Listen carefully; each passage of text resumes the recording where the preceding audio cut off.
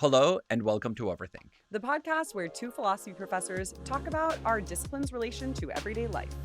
I'm David Peña-Guzmán. And I'm Ellie Anderson. And as always, for an ad-free extended version of this episode, community discussion, and more, subscribe to Overthink on Substack.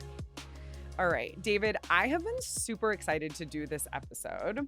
And one of the reasons for that is that I've recently become aware of this manifesto called Attensity, a manifesto of the attention liberation movement that I've been seeing in like every bookstore in the various cities that I've traveled to recently for professional things. And so I was like, hey, this is my chance. And I want to start off by telling you a little bit about what attention activism is. I do want to hear about this, and especially in connection to this book, because I have seen this book all over the place. And just about a week ago, I saw a woman reading it next to me at the coffee shop, and I kept being creepy and looking over at her to see if her book was any good from like over her shoulder. And it seemed like a Let's pop say your book. Attention was drawn to the book. Yeah. my attention was definitely siphoned over to somebody else's text. But I want to know whether it was good, because I have to say it looked a little too colorful for me. Yeah, I think it's a little too colorful for me as well. But I actually really like some of the features graphic-wise of the book, because I think the authors were trying to do something with the format of the book that also speaks to its contents. And so it has like a bright red cover with white text. And then on the inside, there's a short manifesto that then, like, I read through the first time, and then I realized with every new chapter, they repeat that same manifesto, but they highlight one sentence of it. And so each chapter of the book is about one sentence from this short and pithy manifesto. So I think that's like a super cool approach. Yeah, but I will say, so it was written by a collective association that has now become a nonprofit. It started as a collective association of artists, performers, and interventionists. And it was written by 30 of them collectively. And oh my gosh. Yeah, I think 30 authors? People, yeah. I'm going to say it. I think 30 people is too many people to write a book. And in particular, I do think that there are some inconsistencies in their account of attention and what to do about it that emerge. Nonetheless, I think it is a powerful statement for our current moment. And so I do think it had a lot of food for thought. And one of the main pieces of food for thought is their claim that attention is the key question of our moment, both in our politics and in our experience. And they make an analogy to environmentalism a few decades ago, where they say, you know, a few decades ago, with all this new attention on environmentalism, was born a generation of environmental activists. And there have now been, numerous generations of environmental activists, but environmental activism is very much still a thing. And environmental activists are responding to, the environmental issues of their time. And they're calling for us to do the same thing with attention. They're calling for the establishment of attention activism. And they think that that's like crucial for us to, meet the political moment and overcome some of the negative features of it. One of which is this idea of human fracking, which I'm going to talk about later in the episode. This not only co-opting of attention, but a kind of extraction of attention that is part of what is often called the attention economy or the attention age. Okay, and so their model of attention activism, I want to know, is it modeled on environmental activism? Like, we should be activists in relation to attention using the same strategies that the environmentalist movement has used in order to protect and conserve natural spaces? Not necessarily. For instance, one of the things that they see as a part of attention activism is study, which I think, it's not that environmental activists are like anti-intellectual or anything, but I think when we think of environmental activism, we think of things like blowing up pipelines, not like studying a book. And so the forms of resistance that are going to take place within attention activism are at least partially going to be, I would say, like a little bit more personal and psychological, although they would say study is a collective thing, so it doesn't have to be more personal. But I think because attention is like very different from the environment, there's obviously going to be more of a psychological dimension. But they do have, specific policy proposals as well. I will say, though, in terms of their overall picture of attention activism, I found there to be something really cool and promising, but also maybe a falling short of their message. And so I mentioned that they're against this idea of human fracking, which I'm going to articulate later in the episode. It seems clear to me that one of the main, if not the main focus of attention activism then should be to stop human fracking, stop corporations from stealing our attention, extracting it, exploiting it. But instead, when they talk about attention liberation, they say that attention activism stakes a claim for human dignity and demands a world that accommodates the range of human attentions. There are like various types of human attention, and we need a world that accommodates, like honors these various kinds. When I read that, I was just sort of like, I feel like this is a dilution of the message because that's far less actionable than stopping human fracking.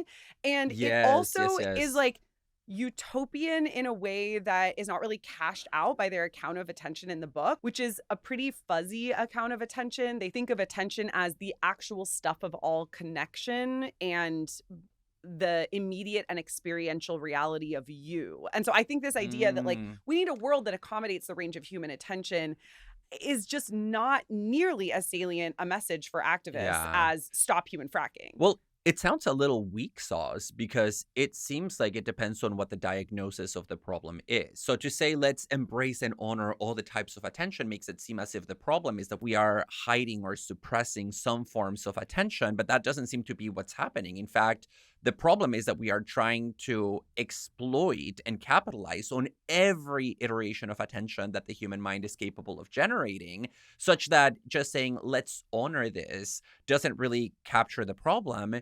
And also to say, let's honor the diversity and the varieties of human attention seems somewhat passive, right? All you have to do to honor things is to sort of sit back and let them be. And that seems at odds, at the very least, with the aesthetics and the ethos of the book as a manifesto. It's like, a manifesto is a call to action. Yeah. But here it's a call to action to just like let things be in connection to attention. To be fair, honor was my word. They use accommodates. And so I do think they're thinking about it structurally, like in school systems, in ways that we're connecting with one another. We need to accommodate the full range of human attentions.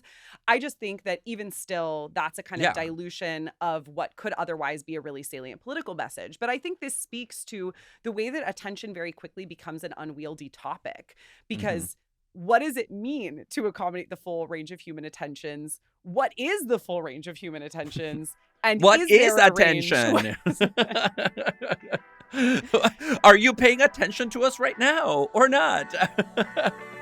Today, we're talking about attention. Does anybody know what attention is? How is the attention economy changing not just our attention spans, but our very consciousness? And is attention a resource that can be exploited? I want to turn now to my old boy, William James. I say old boy because I wrote my undergrad thesis on him and for a time thought I was going to become a William James specialist, which I didn't. Sorry, James.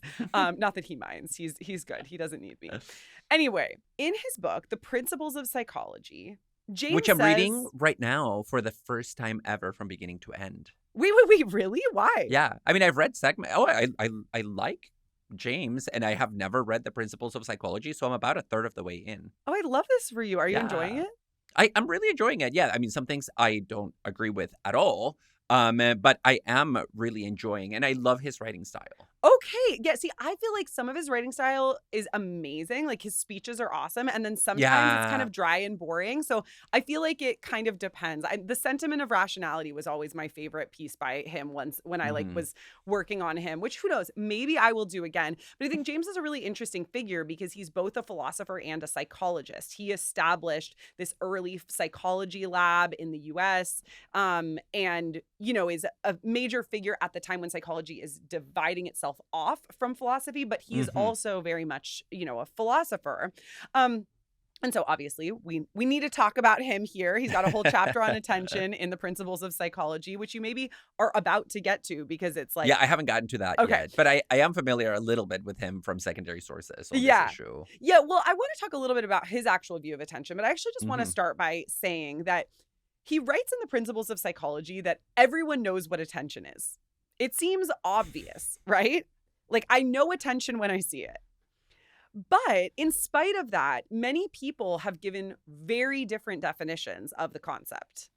Well, and there is so little consensus in the field, both of philosophy and psychology, and their more recent union in philosophical psychology, that not that long ago, a few years ago, a group of scientists co authored an article that was entitled "No One Knows What Attention Is," where they basically argued that attention itself is a misleading concept that is incoherent and useless, and that we might do better thinking about human cognition and human perception using other terms. So Yeah. attention, according to them, is out. Well, and in fact, that's actually not such a new idea.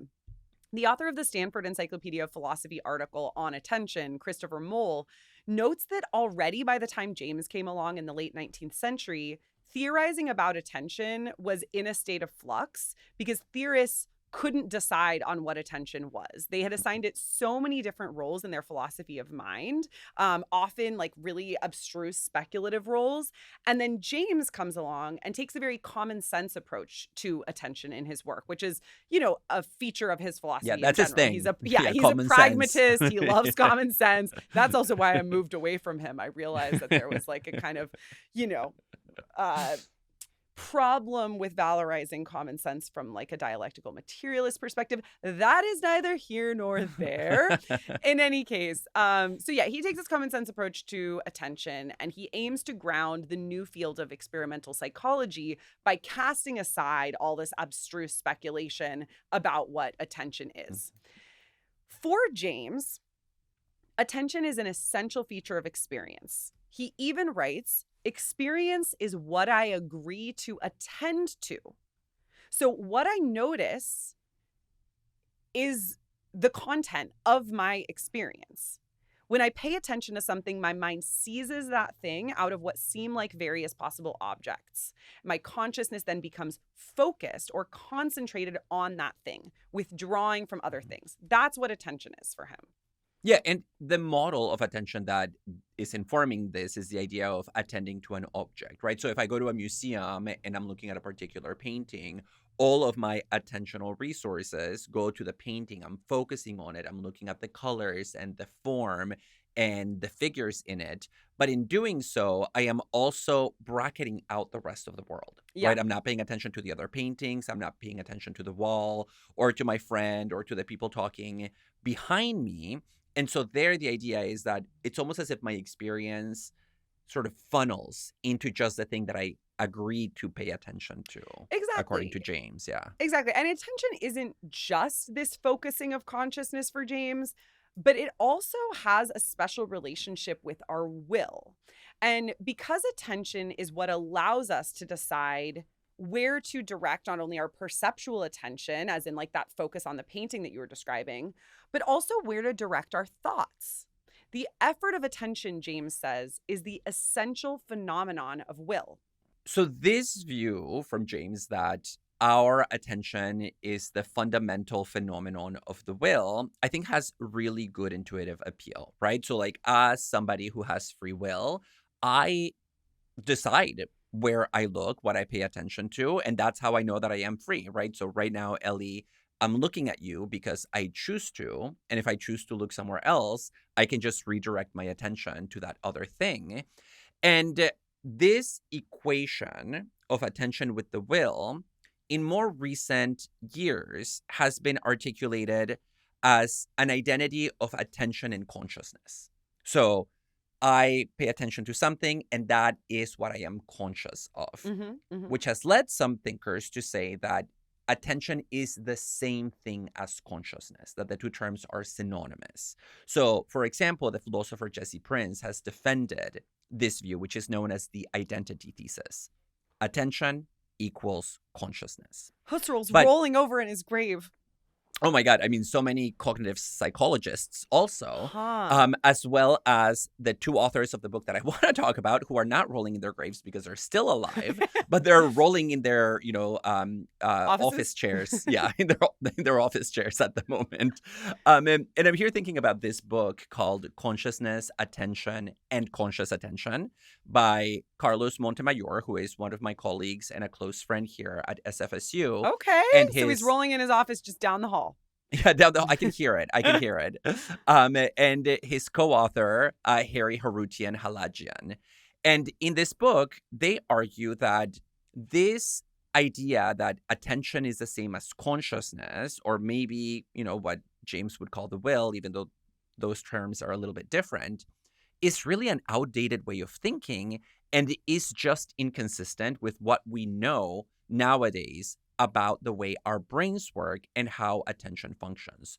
So they argue that consciousness and attention can overlap, but they also dissociate. And so they put forth what they call the CAD, the consciousness, attention, dissociation thesis, which basically encourages us to think about all the ways in which our attention and our conscious awareness actually come apart in really complicated ways. So I guess like my thought on this would just be that from a phenomenological perspective, consciousness doesn't have to be explicit or reflective in order to be consciousness. And so I don't know exactly how that relates to this point of view, but I think consciousness would just be such a broader category from a phenomenological perspective that we need to say attention is a specific phenomenon of it, or maybe attention is a misnomer, to go back to, that possibility that we raised earlier.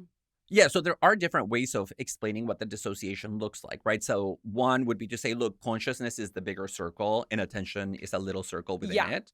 Another one is to say, look, they're entirely different categories, or consciousness is one thing and attention is another one, but they overlap in certain ways. Okay. And so just like visually, you can represent the dissociation in different ways. They begin the book by pointing out that just definitionally, there's a huge difference between consciousness and attention. Consciousness is about unifying and integrating experience for a subject, right? It's about synthesizing a world for an I. Attention, on the other hand, is about selecting and analyzing a sliver, a little piece of everything that is otherwise available to us, in order to subject it to further cognitive processing, right? To think about it, to interpret it, to make decisions, to achieve a task. And so in their book, they invite us to think about how we can have one without the other. More specifically, we can have attention. Our brain is constantly picking up details without those details ever rising above the threshold that's necessary for conscious attention. So what they're getting at is what in other contexts is just called unconscious attention, right? That our brain can pick up things without us being consciously aware of what those things are or how they are affecting us. Okay, but why not just say that you're conscious implicitly of something and then reserve attention for something that you are explicitly selecting, picking out of the general stream of consciousness, so to say? I feel like that, for me, is a more intelligible way to think about consciousness and attention. Yeah. So I don't know, because they're not working with a model of implicit versus explicit consciousness as the primary distinction, but rather maybe let's say unconscious. Well, I guess maybe no. You can't say unconscious consciousness. Okay, fair. No, but I think maybe one way of thinking about it has to do with reportability.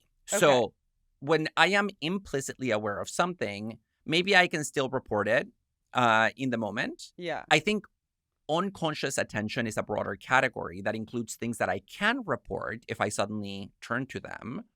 Whereas it also can include things that I can never report because they're fully unconscious, but nonetheless, they're still getting picked up by my central nervous system. Okay. So for example, we know, this is a basic point, that our brains are constantly picking up sensory information from the world, even though we're not conscious of it. My brain is registering the noise of the AC. It is registering maybe, like letters and messages on the wall, even though I'm not consciously thinking about them in a more explicit way. We are also susceptible to what are known as priming effects, right? That if I'm exposed to a particular stimulus for a number of times, it can prime me to behave in one particular way or another, even though if somebody were to ask me if there's a causal connection between the two, I would say no, because I don't even register the original priming effect. I mean, this is how a lot of subliminal messaging works, right? That you're Yeah. exposed to things below the threshold of conscious awareness, and nonetheless, there is a trackable, empirical impact on your mood, on your emotion, on your comportment. Okay, I think maybe what's tripping me up is the fact that when you describe their picture of consciousness as being about unifying and integrating experience for a subject, that seemed unobjectionable to me. But as you're spelling out the distinction between consciousness and attention on their view, I think maybe it's becoming clear that my view of consciousness is actually pretty different from theirs. Maybe theirs is more specific because it seems like maybe they are thinking about consciousness as some sort of explicit thing. The way that I would explain something like priming effects is that you're conscious, you have like this sort of general field of consciousness, but you're not paying attention to those things that are, constituting the priming effects. You're paying attention to something else. Like that seems like Yeah. a quicker way of explaining the issue. Yeah, so you are reversing the terms, right? Like here we are conscious but not paying attention to. Yeah. Whereas they want to say our bodies and minds are paying attention to things, but it's not actually reaching our global conscious experience of the world, right? It's not an actual content of our experience. Yeah, I think in an I'm in explicit favor way. of a reversal there. If I But want to even, buy of course. terms as But drawn. if you do that reversal, then the question gets tossed to you, Ellie, whether on your view there can ever be unconscious attention. And it seems like on your view there couldn't be. Because Yeah. to pay attention to something would always be conscious. And so Yeah. it might be that you're closer to James Yeah. in Well, associating it. I mean, I might be, but I would just say from a phenomenological point of view, there actually could be no unconscious experience. So it's not just that, like, I would be very happy to grant there's no unconscious attention. And I would go farther. I would say there's not unconscious experience. That doesn't mean that there aren't like, that doesn't mean there is Yeah. no unconscious. It just like is a question about how we are defining experience and consciousness. But so, Yeah, there yeah. is. So it's partly a definitional issue, but they also point to the phenomenon of blind sight, for example, right? This is a really complex phenomenon that has received a lot of attention in philosophy and psychology, where individuals who are cortically blind, meaning that their visual cortex has been disrupted and doesn't process visual information in a typical way, they report seeing nothing in front of them. And yet, if you ask them to, for example, put a letter in a hole that is at a particular angle that they say they don't see, nonetheless, they actually succeed at putting it in the hole by rotating it and sliding it in. And the question is, well, how are they doing the motor action so well if they don't see where the hole is? And so they point to this as an example where obviously they're attending to something, they're just not conscious. And the not being conscious of the hole is reflected in the fact that if you ask them, do you see where the hole is and what its angle is, they will say no. Yeah. And so here, I think about attention just as like picking something up and making it available for further cognitive processing. And there are a lot of other examples that I don't want to go into detail about all of these, but I mean, they even that's interpret helpful. flow experiences in this way, where when you're in flow, like you're playing the violin and you're a master violinist, you know what you're doing and you are paying attention to the violin. Otherwise, you wouldn't be able to move your fingers, but you're not conscious of paying attention to it, which is why it feels like it's flowing organically out of you. Okay. Well, I'll leave my definitional quibble aside because I could rabbit hole there for sure. We've been talking about how consciousness and attention come apart for them. Are they completely separate phenomena on their view, or do they have some overlap? So yeah, they're not 100% separate, because if you take the dissociation thesis all the way to its furthest extreme, it would mean that there's consciousness on one side and there is attention on another one, then they never overlap, which would imply that there is no such thing as conscious attention. And so that's a really hard sell, right? Because we do know that we can consciously pay attention to things, which is actually our most intuitive sense of how experience and attention work. Yeah, I'd say all attention is conscious, but that's just me. No, and so they want to say that it's not, it's they're dissociated, but just how far you go into dissociation, they argue, will depend on your definition of consciousness and awareness, on how many types of consciousness and of awareness you believe that there are, and then how you cash out the relationship between all of them. So they don't actually take a position on this. They just say it's really dissociated, but maybe not entirely. Wait, okay. Well, that doesn't sound particularly satisfying, but okay. It's clear that I have a lot of thoughts on this, but I actually want us to take a step back from both James's and this definition of attention, because you've presented this as an alternative to James's view, right? Which I think makes sense. I think it is fair to say that James sees consciousness and attention as at minimum less dissociated than this other theory, maybe not dissociated at all. But what both of these views share is that they treat attention as the capacity to select for a task, to sort of pick something out from our experience. And this is a very common way of understanding attention today.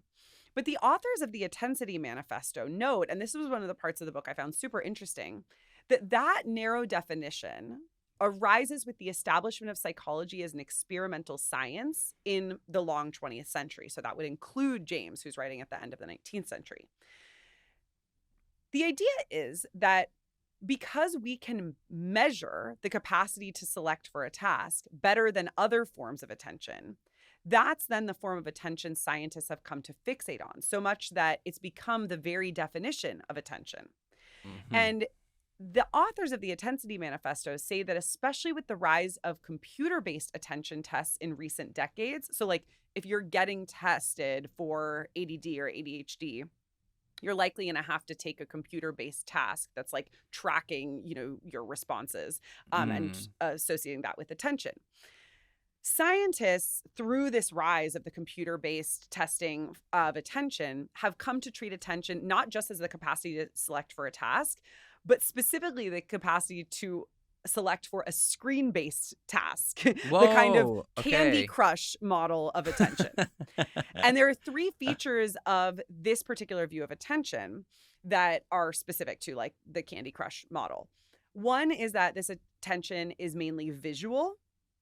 Second, it's durational, right? It has to do with like a span of attention. It's not about how deeply you're attending to something in a given moment, but for how long your attention lasts. And third, it's cybernetic. It has to do with the relationship between people and machines. And they're just like, look, it's not that that's not a form of attention, but it's really messed up that that's what we've come to associate with attention writ large. I think this is such a good argument. I love it when scholars take concepts that scientists think are objective and then they show how historically and materially contingent they are. Because in this case, it means that our very definition of attention depends on the material techniques that we use in science in order to study it, right? So it's almost as if the technology or the technique determines the definition of the phenomenon that it's trying to pick out from the world.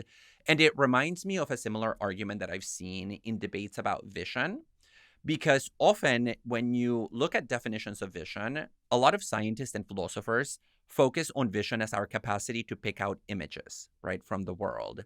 And at least one scholar has pointed out that the reason that we think of vision in terms of images is actually because vision scientists carry out experiments throughout the 20th century where they essentially just take people into the lab and they show them photographs, like actual 2D images. Whoa. And, they ask them like, select the bigger one, select the brighter one, select the one that has higher resolution. But they never use other techniques. They very rarely use, for example, video recordings. And so the fact that the experiments are conducted with photographs ends up shaping the whole experimental setup and molding the way in which they think about vision to the point of actually shifting the very definition.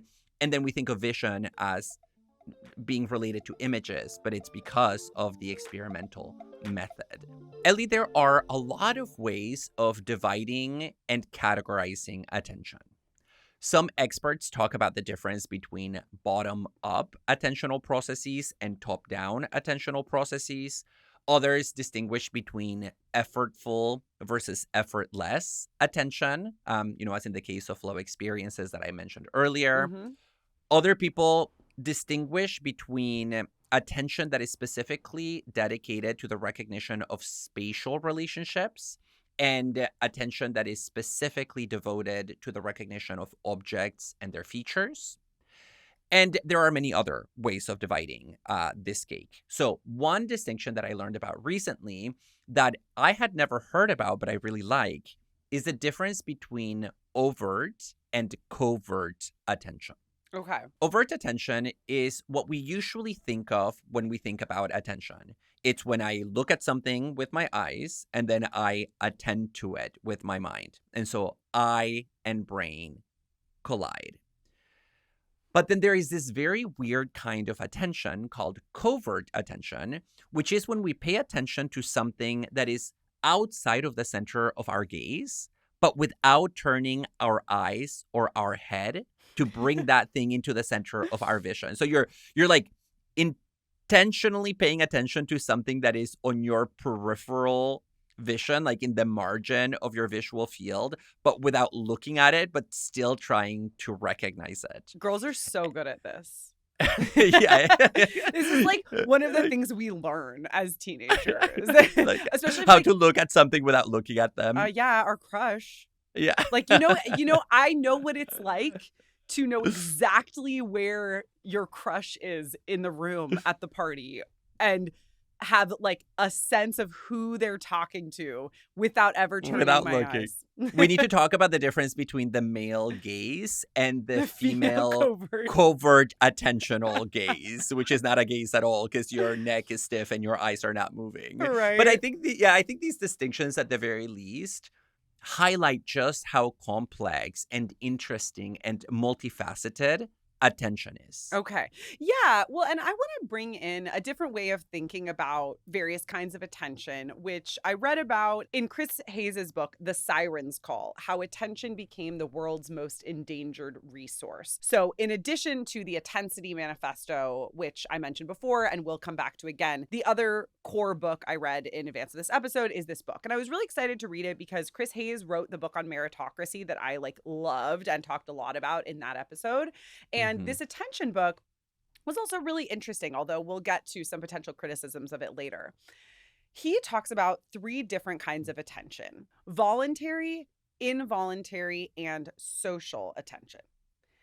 I want to start with voluntary attention. This is an intentional choosing of focus, kind of like what you were talking about before, although I actually think that it could be covert or overt.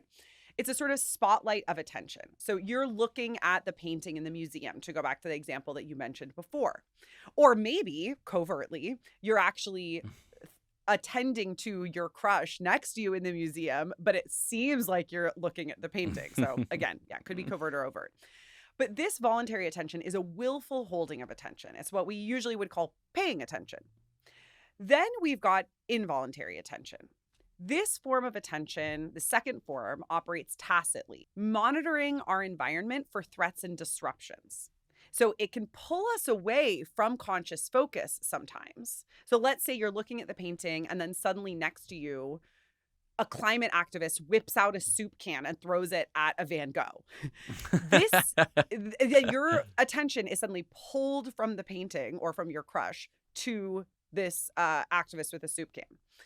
And this involuntary attention is a super important form of attention. It's more or less what is known as attention grabbing. Third is social attention.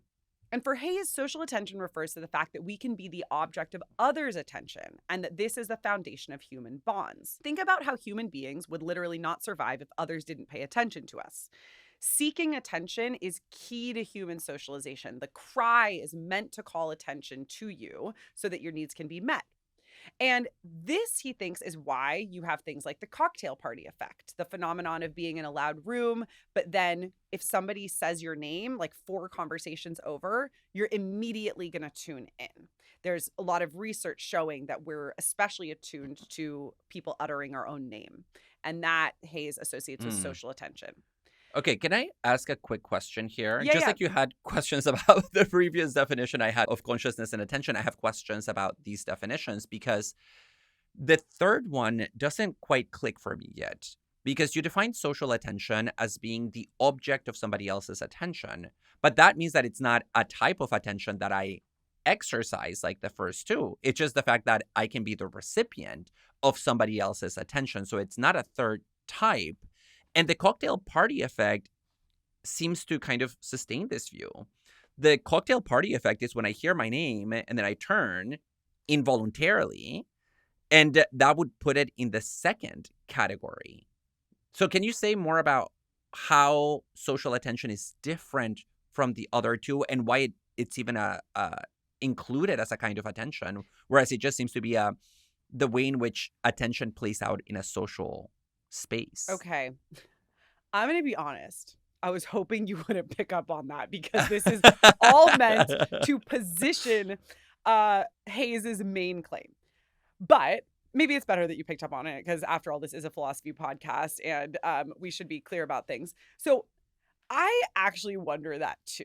I don't know whether it really makes sense to talk about social attention as a form of attention. And I think you did a really good job of articulating why it might not be considered a form of attention itself. He defines it as any instance in which the object of our attention is another person as opposed to, say, the natural world. And so my initial description of it focused on the way that we're the object of other social attention. And that is fair. He does talk about that a lot. But then hence your question. So I think the answer to that question is that technically what he means by this is any instance in which the object of our attention is another person. However, I think there's a version of your question that still remains, which is it seems weird to pick out a special kind of attention that has like this particular object, right? Yes, that's exactly right. Yeah. So I agree with you. I think it is unclear whether this actually constitutes a third form of attention. But the reason I think he wants to at least position it as such is because it helps him articulate how social media plays on these three different forms of attention differently. So whether or not we want to call this social attention or not, I think what he's trying to draw attention to is the way that social media and digital life broadly play on these three different things. So the model of the scroll that you have on so many apps appeals to our involuntary attention, where things are constantly grabbing our attention as we move down.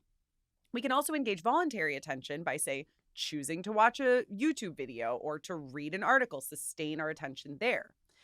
And social attention is at the heart of social media. It's what sustains parasociality. He thinks that one of the important features of social attention is that it does not need to be reciprocal. And so this idea that digital media is capturing our need for social bonds and the kind of attention that involves is crucial for him. I don't know whether that like justifies a potential vagueness or insufficiency in the argument around this as a third form of attention or not. No, but I mean, I think it's fine to incorporate it as a third one if it's a question of focus, because he wants to focus in on social media. And so thinking about the social dimension of attention it helps him get there. So that's fine. I don't have a problem with that, but it is arbitrary to select one kind of attention based on object. At that point, he would have to differentiate between social attention and natural attention, not between it and these other forms. Either way, I think he is right to point to the fact that social media preys on various forms of attention. And, you know, we can talk about the specific ways in which that predatory aspect of social media plays out. But I think we also have to think about how this has changed our relationship to attention pretty drastically in the last few decades, right? And as a philosopher, I'm really worried about what this attention grabbing is doing to our cognitive abilities, to our way of relating to one another, and our way of relating to oneself. And the rise of digital spaces, and of course, the explosion of social media more recently, they have restructured how we attend to the world. And now we have, as a result of this change, companies going out of their way to find ways of exploiting every cognitive vulnerability, every mental weakness that we have in order to make a profit, right? That's why we talk not just about attention grabbing, but the attention economy, because there's a lot of money to be made by entering this space.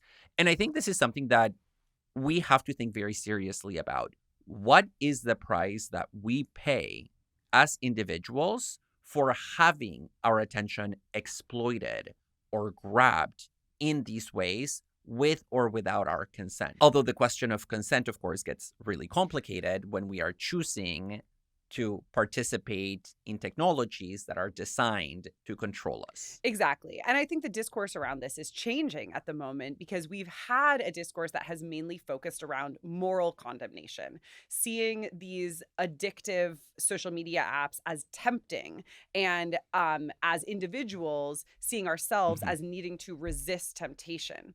Yeah, on And a model of drugs and drug addiction. well, yeah. And I mean, the Yeah. scroll is like Hayes discusses, basically modeled on the slot machine, and we very much moralize gambling. But yeah, something that he points out is that this whole language of moral condemnation is, and in general, the critiques of the attention economy that say we just need to like resist this attention capture are actually really not going far enough. We tend to speak of the attention economy and its effects far too narrowly and actually far too weakly. The attention economy, or what he says, he's like, it's not even just an attention economy. We live in the age of attention, is fundamentally restructuring how we live. Mm-hmm. Well, I think he's right again about this point. And this is where I think the science of attention, like cognitive psychology, neuroscience, can actually give us tools for launching a political critique of the attention economy and for developing better language to say exactly what is wrong with these technologies. So think about the term doom scrolling. We all agree that doom scrolling is bad, but it almost makes it seem as if the reason that it's bad is because it's a waste of time. Yeah. And the problem is actually deeper and much more serious than that. And one way to think about what's wrong with doom scrolling is that there's a massive trade-off that we make, or that we suffer rather, when we engage in doom scrolling in the kind of mental activity that we perform, right? So when you are glued to your screen, going up and down the feed, the time you spend doing that is time that you don't spend doing other things. Obviously, it's time that you don't spend doing wonderful things, right? Like hanging out with friends, playing sports, cooking, painting, whatever. But it's also time that we don't spend literally doing nothing. And doing nothing is better than scrolling. And here I want to bring in recent research on what is called spontaneous thinking. So think about what's happening in your mind when you're just sitting there not doing anything, when you're not performing any particular task, you're not trying to solve any problem, you're not trying to meet a deadline, when you're just existing. We know from neuroscientific research that when we're just there, our brain is not really static or inactive. Rather, there is an activation of what is called the default mode network. And the default mode network, as its name suggests, is our baseline cognitive neural functioning standard. It's what our brains do when we just are. And what we now know the default mode network to do is that when we're just sitting there, we're actually engaging in a lot of spontaneous thoughts, right? We are remembering things from our past. We are thinking about our values. We are daydreaming, mind wandering. We're making connections that are relevant to our lives. And there is a lot of existential and cognitive value to that. Yeah. And one of the most recent developments that has made my ears sort of perk up a little bit is that, in fact, all this spontaneous activity that we only do when we're not having our attention grabbed by something else or not devoting it to a specific task, it's really important for consolidating a sense of self, right? I get to know who David is, and I get to build a sense of myself largely through this thinking about my past, my present, and my future. And so spontaneous thinking, which is something that we are robbed of by the attention economy because it's constantly grabbing our attention, and preventing us from just being there with ourselves, that kind of thinking is also really important for having a sense that our life is meaningful, like finding meaning in our life, and for having a sense of freedom, that we are choosing the life that we want to choose. Yeah, something I think a lot about is when people talk about how they have their best ideas in the shower. And I'm just like, why Yeah. is that? That's because that's the only time that you're not looking at a screen or doing something. You know, you could have shower thoughts at other times if you decided to just sit there and do nothing. But then we have the Pascal problem, which is like we can't sit alone with ourselves in a room. I also feel like it's become more popular lately. And I mean, no shade to people who have great thoughts in the shower. I often do. And I'm also like not on some moral high ground about scrolling, given that like I have publicly defended my 45 minutes of scroll when I first wake up in the morning. But I think like also walks without listening to a podcast have become popularized lately. Just like raw dogging It, planes yes. became a Yeah. thing. Oh my God. It's Although like, I have to say the raw dogging language is more characteristic of men who see it as a test of strength and like just like their mental fortitude more so than the Jenny kind of Odell like how to do nothing girlies going on their walks So I without a prefer the podcast. generative girly model than the bro stoic. I'm just gonna sit here and look at the term nothing raw because I'm dogging is strong enough to do associated it. with Oh God. masculinity. Shocking, David. We've described how our current age involves an attention economy, or maybe even goes beyond that and should just be called the age of attention. How has attention come to be co-opted, extracted, and used as a resource in our present day? Here I want us to trace how attention has been arguably commodified. So for this, we have to look into the origin of how we think about the attention economy. Virtually all past treatments of the attention economy refer to the work of a really influential economist and cognitive scientist named Herbert Simon. And he is often cited as the source of this popular idea that when you live in a world where there is a lot of information, your attention becomes scarce because you can't pay attention to everything. So the way he puts it is abundance of information leads to scarcity of attention. So for Simon, the advent of new technologies such as digital computing and mass media have completely transformed the parameters and the conditions of human attention. Nowadays, we have a lot more information that's available to us and information that we have to deal with. So we have moved as a culture from a relatively information scarce environment to an information abundant one. And given our biologically limited capacity for attention, right, that you can't pay attention to everything, this new abundance leads to an allocation problem. We are overwhelmed with choices of what to focus on. However, more recently, the scholar Jelle Bruineberg has argued that Simon's way of thinking about attention isn't actually all that helpful for thinking about the attention economy, for these newer developments having to do with social media and attention grabbing and attentional load. Jelle is one of my friends from when I did my sabbatical at University of Copenhagen as well. So we're delighted to mention his work here. Yeah. And so he has this really interesting critique of Simon where he says, look, one problem with Simon's interpretation of attention is that he believed that humans have this singular central system that is responsible for our attention, right? Think about it as a human CPU. And Bruineberg points out that this is not really how the mind works. It's just not based on a contemporary understanding of cognitive science. Nowadays, cognitive scientists view attention as distributed throughout our entire cognitive architecture, rather than being located in one particular module, for example, that gets activated for all the tasks that are performed by that architecture that involve attention. On top of that, Bruineberg points out that Simon also thought that attention allocation is always an active process, right? Like I decide how to allocate my attention through decisions. And that runs the risk of committing the homuncular fallacy, the idea that inside my brain, there is this tiny David, this tiny subject making intelligent decisions Mm-hmm. about where to allocate these precious resources.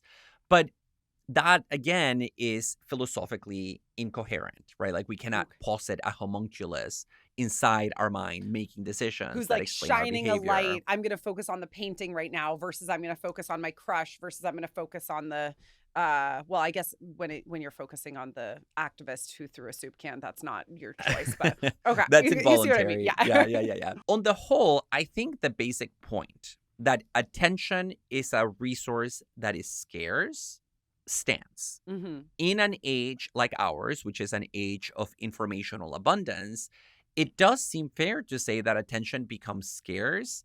And because it's scarce, it becomes valuable in a new way. And that value of that scarcity is what triggers the attention economy. Okay. So there's a lot here. I think a question though is like whether it's right to think about attention as a resource. And what follows, I think, presumes that it is, but I want to kind of leave open that question. If we think of attention as a resource, then it allows us to think of that resource as being extracted economically and eventually also being commodified. And this is where I want to talk about human fracking. That term I mentioned comes from the Attensity Manifesto. I think this is a super powerful metaphor because what the authors of the Attensity Manifesto say is that in the same way that literal fracking involves pumping a ton of toxic chemicals into the ground in order to extract this really valuable resource of fossil fuels from like the earth itself. So fracking is super wasteful and super toxic because it involves like this giant dump of chemicals for a relatively small amount of resources that then get extracted. Corporations now invade our minds for 8+ hours a day in order to extract the valuable resource of human attention. And so a lot of times when we're scrolling, we might not actually be really paying a ton of attention to what we're looking at, or what we're looking at might not like really translate into behavior. But if you just like pump a ton of stuff at us for many hours a day, you will get some value out of it. Like you will get some attention. Mhm. I might click on that Instagram ad link, whatever. And also, it's not just in terms of hours a day and content that I'm viewing, it's also in terms of the number of eyeballs worldwide that corporations are getting in virtue of having simply so many users. And so I think Mhm. that's like a really powerful metaphor for Mhm. thinking about attention as a resource. And again, they're understanding this kind of attention that corporations are extracting on that narrow experimental psychology model, which is selection for a task. Mhm. I have to say, I love the concept of human fracking and thinking about the attention economy in that way. One thing that you didn't mention is that one of the consequences of fracking is that it actually breaks like the underground, right? It has these like mechanical effects. And I think that also connects to what we Mm. were saying earlier about what it can do to young children. It can crack their minds and prevent, maybe a natural development or a full development of capacities like memory, focus, so on and so forth. Okay. But I think, yeah, the question here really is thinking about attention as a resource a useful or a limiting framing mechanism, right? Is it the right analogy? And in some ways, I can see the value. For instance, our attention is limited in the sense that it is finite. So in that sense, it is kind of like oil. It Yeah. runs out. At the end of the day, after a very busy day, I have no more attentional energy to give. Even if I want to, Hmm. it's run out. And that is tied to the scarcity and also the question of value. Beyond that, I think it also makes sense to think about attention as a resource in the sense that it can be taken from me, right? I can be alienated from my attention insofar as somebody can steal it or appropriate it. And that's connected to the concept that you introduced, Ellie, of attention grabbing. Yeah. These companies are grabbing or stealing our attention in a way that, a thief might steal my resources, my water, my natural gas, Yeah. my oil. Well, and this is exactly the place where Hayes lands. In the Sirens call, Hayes talks about how attention as a resource that gets extracted then gets alienated from us and commodified. And so he actually thinks that the modern attention economy does to attention something like what industrial capitalism did to labor. Labor is a human activity that we undertake, as part of the kind of world building species that we are. But under capitalism, labor gets alienated from us, where we don't see our projects through till the end. We kind of become alienated from not only the product, especially through like an assembly line model. You're not building a shoe from beginning to end. You might just be like, lacing it up or something. But we also get alienated from ourselves, alienated from each other. We have an entire episode on alienation if you want to hear about that. Hayes thinks that something similar is happening with attention today. Our attention, in being so constantly grabbed through this scrolling model that's based on the slot machine, these addictive algorithms, is really no longer our own. And that's a scary prospect. Yeah, and even though I just said that I kind of like thinking about attention as a resource, I am also interested in thinking about how that metaphor might break down, because I am very receptive to the idea that our attention is being alienated and commodified, but there are ways in which attention is different from labor in significant ways. So, for example, you said labor is an activity that we can choose to do, right? I can work. I don't think attention is an activity that we can choose to do. Okay. We are attentive subjects by nature. Fair. So you can't really have the labor leisure distinction in connection to attention unless you go through the world just like raw dogging every minute of your life without paying attention to any one thing, which is impossible, right? So that's one difference. I think another difference is that labor and attention are not commodified in the same way. Yeah, this is something we were talking a little bit. We were talking about this in our production meeting yesterday with our producer Aaron too, and we got into like a lot of debates about whether Hayes is right about this. So David, give us a little taste of that, because this was something that came up for Aaron. Yeah, so what Aaron was alluding to, and I agree with this, is that often what we mean by commodified attention is that, for instance, on social media, there's a bunch of ads that are thrown at us, right? Like the platform profits precisely from our watch time because they will sell ad space or whatever. Like I'll click on the thing and buy the product. But I do think this is different from labor time, because the companies that are selling this ad time, they don't really own my attention and they don't control it directly in the same way that my boss can control my labor time and does kind of own it directly when I've sold it to them via a contract. Also, there is no real contract, right, for selling our attention in the same way that we do have contracts for selling our labor time. So that would be an additional point here. And so I would say that attention isn't being sold directly or in the same way that we sell our labor power. What's happening, rather, is that the platforms are leveraging their indirect monopoly on our attention, the fact that they have access to our attention via our consumption, to sell access to our attention to other companies. Yeah. So if anything, it's more like a rental model, if you want to use that term, where like by using these technologies, I'm kind of renting my attention, and then the companies can like share it with others in order to sell me things. Okay. But I think that the point here is that the metaphor also breaks down, because it's not really a resource in the traditional sense of the term. We don't have space to determine whether or not we think it is a resource, but I will say what is common among critiques of the attention economy and also of the attention age, and I saw this explicitly both in the Attensity Manifesto and in Chris Hayes' book, The Siren Call, is the idea that attention is a resource. And what is unique about this particular era we're living in is the fact that corporations have figured out how to extract this resource in uniquely productive and coercive ways.